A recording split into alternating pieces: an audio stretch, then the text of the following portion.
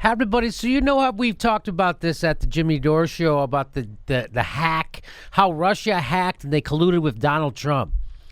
Somehow Russia couldn't figure out how to hack into an email server without Donald Trump colluding. Somehow he was the masterminder. I don't know what they needed him to do. Like Russia's sitting there going, how do we hack in? I don't know. Let's wait for Trump to tell us.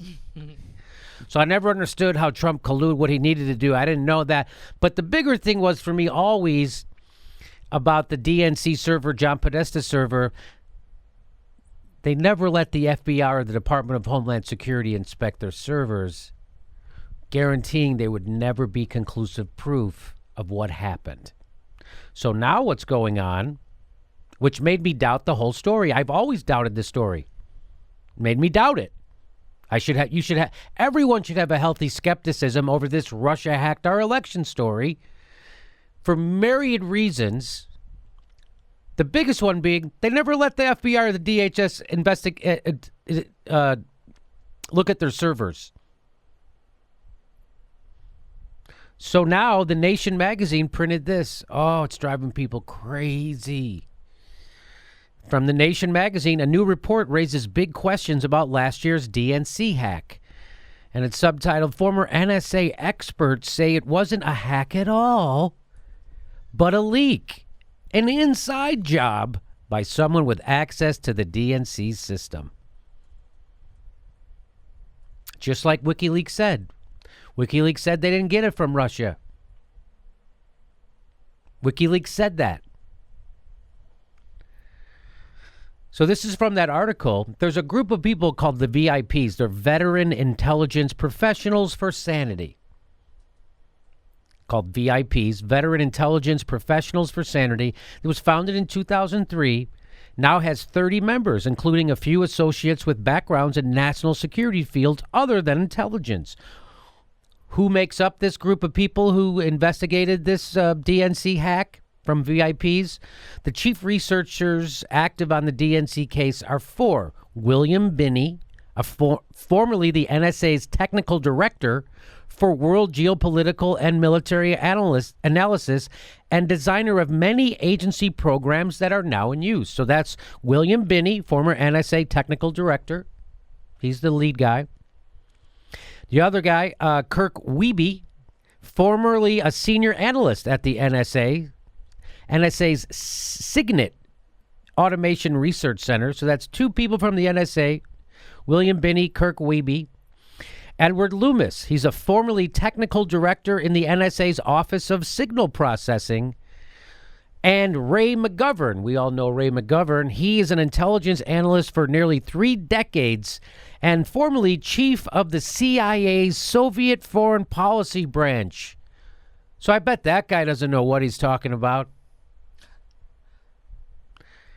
Most of the members have decades of experience in matters concerning Russian intelligence and the related technologies. So these are guys, former CIA, former NSA guys, former intelligence guys in the government, who formed their own committee in 2003. Why do you think that was? Because we were being lied to by the CIA, Donald Rumsfeld, Dick Cheney, George. Our government was lying to us so we would go into Iraq. So that's when they were formed. They have all argued that the hack theory is wrong and that a locally executed leak is far more likely explanation. Huh? Oh, I bet you Rachel Maddow's going to cover this. I bet you they can't wait to talk about this on Chris Hayes. In a letter to Barack Obama dated January 17th, 3 days before he left office, the group explained that the NSA's known programs are fully capable of capturing all electronic transfer data. So this is what I've been saying. They have every email. They have every text. They have every phone call that every person in Trump's organization and everybody inside the United States. They've got everybody's. And according to them, The NSA is fully capable of capturing all electronic transfers data. So if the transfer data from the DNC server or John Podesta server they transferred to someone else to get that data, they have a record of it. The NSA, that's what they're saying. And then they say, this is in the letter to Barack Obama 3 days before he left office, they said, quote, "We strongly suggest that you ask the NSA for any evidence it may have, indicating that the results of Russian hacking were given to WikiLeaks. If NSA cannot produce such evidence, and quickly, this would probably mean it does not have any." That's what they said to Barack Obama 3 days before he left office.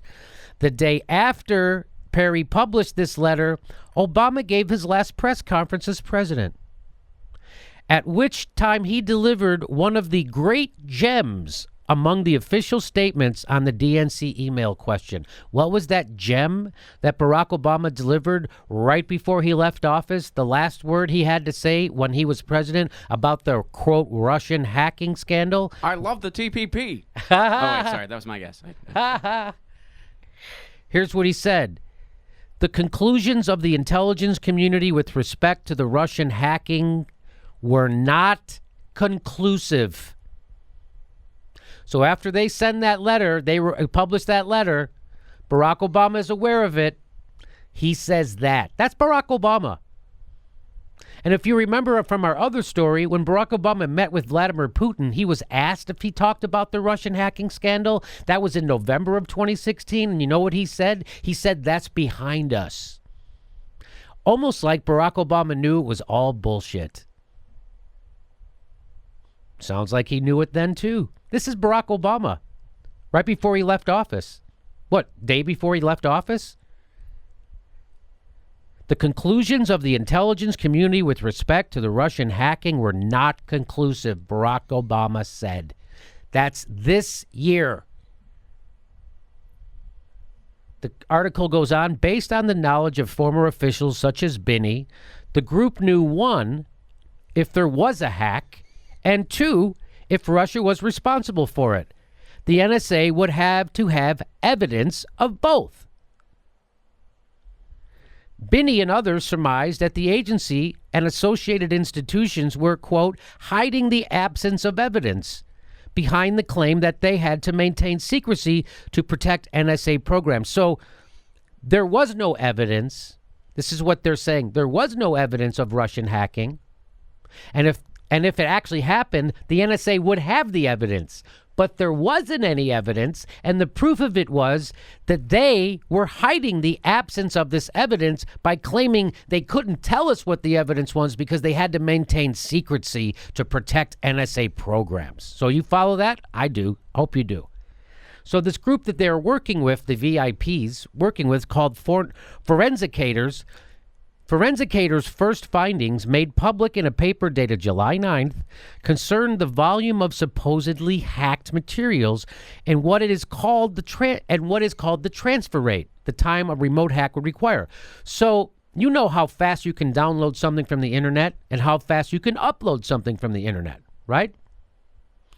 So that's what they're talking about, and they said the metadata established several facts in this regard with granular precision. That on the evening of July 5th, 2016, 1,976 megabytes of data were downloaded from the DNC server. This operation took 87 seconds, and the yield transfer rate was 22.7 megabytes per second. What's the problem with that? Well, if it really was hacked externally over the internet and downloaded, according to these guys, the VIP, the NSA, the CIA guys who are telling the truth, they say no internet service provider, such as a hacker would have had to use in the mid-2016s, was capable of downloading data at this speed. So there wasn't even available the technology to download at the transfer rate, which we know it was transferred at for sure. We didn't have internet providers capable of doing it. Also, get this, also, another thing so that's boom right there. Number 2, timestamps in the metadata provided further evidence of what happened on July 5th. The stamps recording the download indicate that it occurred in the Eastern Daylight Time Zone at approximately 6:45 p.m. So they have data that shows you how much data was downloaded, transferred from the DNC server, what time that happened. 6:45 p.m., 1,975 megabytes of data in 87 seconds. That's way faster than they could have done it if they were actually hacking in. So that's why they say it wasn't a hack. It wasn't a hack. It was a leak. This confirms that the person entering the DNC system was working somewhere on the east coast of the United States. In theory, the operation could have been conducted from Bangor, Maine, or Miami, or anywhere in between, but not Russia, not Romania, or anywhere else outside the Eastern Daylight Time Zone. Combined with forensicators' findings on the transfer rate, the timestamps constitute more evidence that the download was conducted locally. And this is how the article concludes, by any balanced reckoning, the official case purporting to assign a systemic hacking effort to Russia, the events of mid-June and July 5th last year being the foundation of this case, is, quote, shabby to the point taxpayers should ask for their money back. So let me just read that to you again. This is from, by any balanced reckoning, the official case purporting to assign a systemic hacking effort to Russia, the events of mid-June and July 5th last year being the foundation of this case, is shabby to the point taxpayers should ask for their money back. Ray McGovern calls it a disgrace to the intelligence profession. It is spotlessly free of evidence, front to back, pertaining to any evidence in which Russia is implicated. James Clapper, the former director of national intelligence, admitted in May that hand-picked analysts from 3 agencies, not the 17 previously reported, drafted the ICA. Hand-picked from 3 agencies. So remember, 17 agencies have all concluded with high confidence. And let's remember, when the intelligence agency says we have high confidence, that means they don't have any evidence. It actually is backwards of how you should do it. Behind the ICA lie other indefensible realities. The FBI has never examined the DNC computer servers, an omission that is beyond preposterous. That's what I've been saying all along. I'm a lone jagoff here on YouTube. I've been saying this since the beginning. What the fuck? They haven't allowed the FBI to examine their servers? Doesn't that the case is over then? I've been saying that, and of course they agree with me. It's nice to know that I'm not mental. I'm like, am I crazy? But that's effed up, right? Doesn't that mean case closed? Over? You're not going to let the FBI or the DHS examine your servers that you say were hacked by Russia? You're not, then it's over.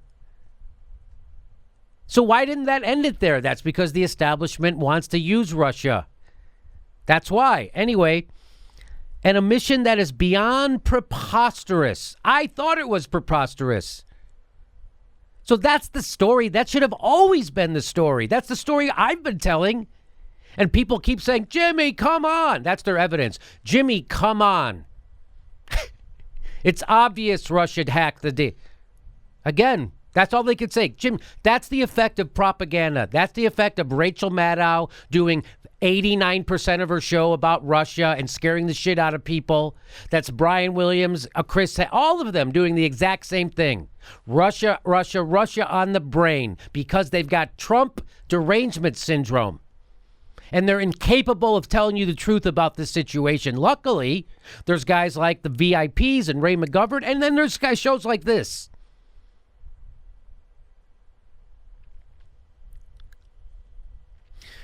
U.S. intelligence agencies have concluded the Russian government hacked the DNC in an attempt to interfere in the election. Any suggestion... Oh, this is from the DNC, by the way. So the DNC responded to this article. So here's their response. You ready? U.S. intelligence agencies have concluded the Russian... Oh, they don't say 17 anymore. Isn't that nice? They don't say 17 anymore. So they stop lying that way. U.S. intelligence agencies have concluded, without evidence, the Russian government hacked the DNC in an attempt to interfere in the election. Any suggestion otherwise is false and is just another conspiracy theory like those pushed by Trump and his administration. The irony there is unbelievable. The conspiracy here being pushed is the one by the DNC and the mainstream media. Isn't that what's called a conspiracy theory? Because you don't have any evidence. So what this is called is debunking your conspiracy theory. But that's all the DNC knows how to do. That's all these corporate hacks know how to do, is smear someone who's telling the truth. That's what they do. That's what the establishment does. They smear whoever's telling the truth.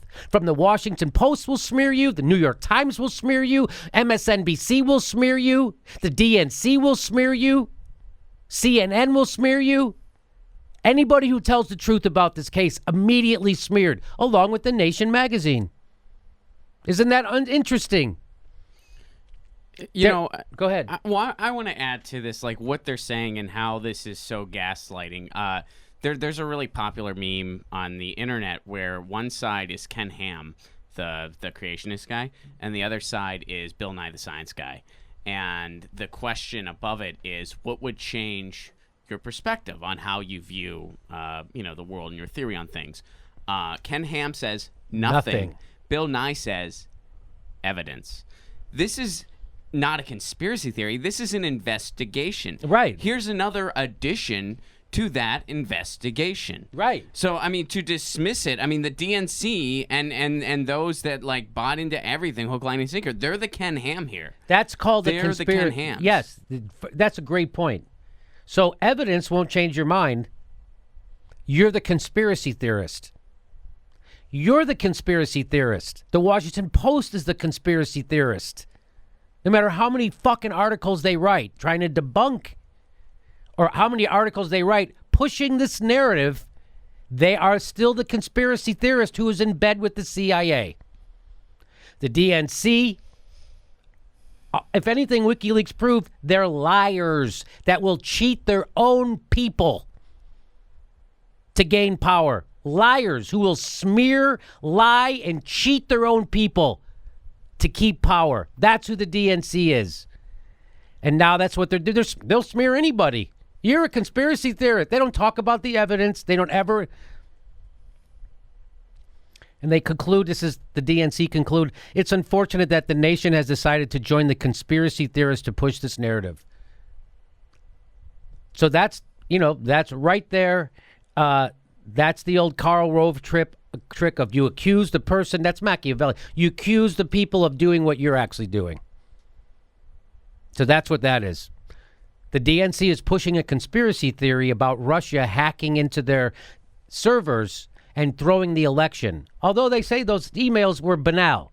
That's what the Washington Post will tell you. Those emails were banal, but somehow they threw the election, and we should start World War III. You see the problems? And do you see when an actual investigation takes place, what actually is revealed? The actual evidence proves it's bullshit. Now, please, everybody who ever said anything to me on this show, please fucking apologize underneath. And then fuck off.